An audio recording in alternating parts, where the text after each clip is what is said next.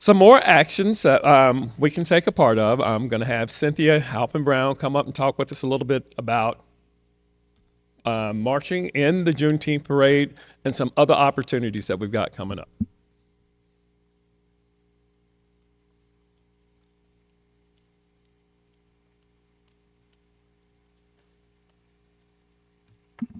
Good morning, Democrats. I love saying that. Okay, first on the list of things we can get involved with is the parade, the Juneteenth parade. We will be lining up at 9:30 in, we already went through the location. We have, 1, 2, 3, 4. We have 3 seats available on the golf cart. So I know Alan was talking about walking. It's a short distance, but for some people it's too much. But we have 3 spots on the golf cart. So if anybody wants to reserve one of those seats, let me know, and we will put your name on it. Also, we'll have our big Greenwood Democrats banner that we'll be walking with. Feel free to bring any signs. We probably need to get somebody who has some American flags that we can carry. So any of that. I will tell you, last year when we did this, I think we had 6 to 8 people walking, and I really would love to see more people turn out for that. And then the parade is at the beginning of the festival, so you can stay and hang out. And there was great entertainment last year, good food, so it's a good time. I don't know what the weather will be like, so be prepared for some warm weather. And then next, I just wanted to take a second and highlight the fact that I'm wearing orange. And that is because it is National Gun Violence Awareness Weekend. National Gun Violence Awareness Day was yesterday, so this is Wear Orange Weekend. So you may see some people out and about wearing orange. Currently in the U.S., 125 people are shot and killed daily. That doesn't count the people who are wounded, the people who are traumatized by gun violence. So just want to keep that in the forefront.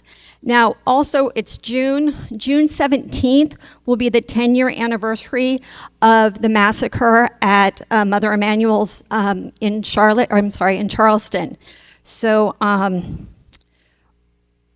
couple things I just want to bring up related to that.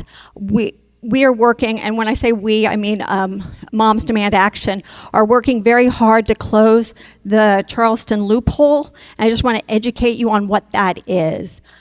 At the federal level, when guns are purchased using background checks, after 3 days, if the background check has not come back, that gun sale can move forward.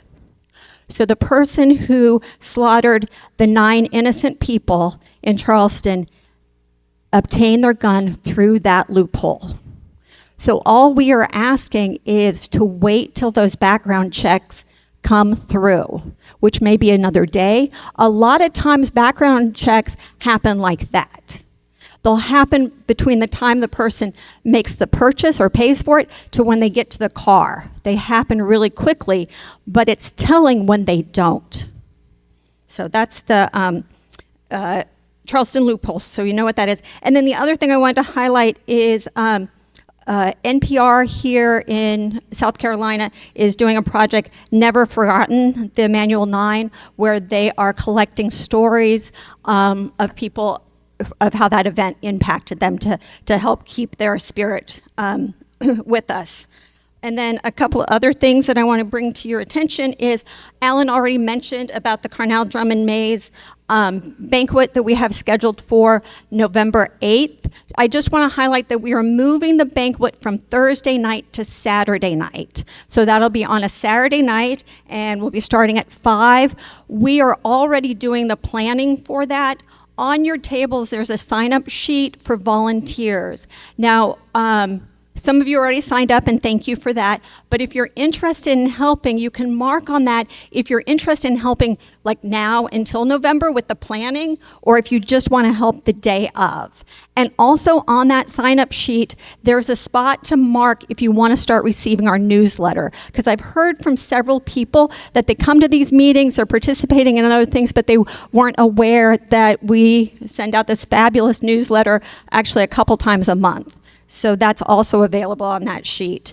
And then the fourth and final thing that I wanted to bring up is next Saturday, June 14th, in Uptown, across the street from the Juneteenth festival, there will be a No Kings rally. So this is a sign waving rally. We'll be right there across the street from In on the Square from noon to 2. It's a nonpartisan event. Would love to see people out. Last time we had between 24 and 30 people. Would love to double that number. I'll be sending out information through social media. There's also flyers. If you want to make sure you're getting all the information, please come see me, and I'll make sure you're on my distribution list. And then over in the corner, we have the makings for posters. Feel free to take some time, make a poster today, or you can take the poster board, not the other supplies, with you and make your poster, and so you're ready to go next week. Any questions? Yes. Oh, I see.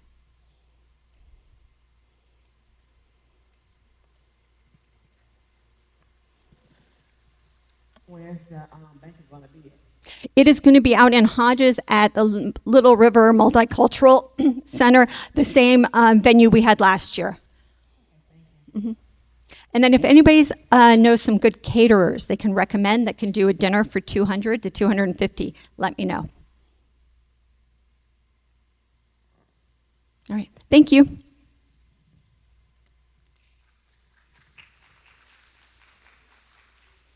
All right, none of it's glamorous, all of it's necessary.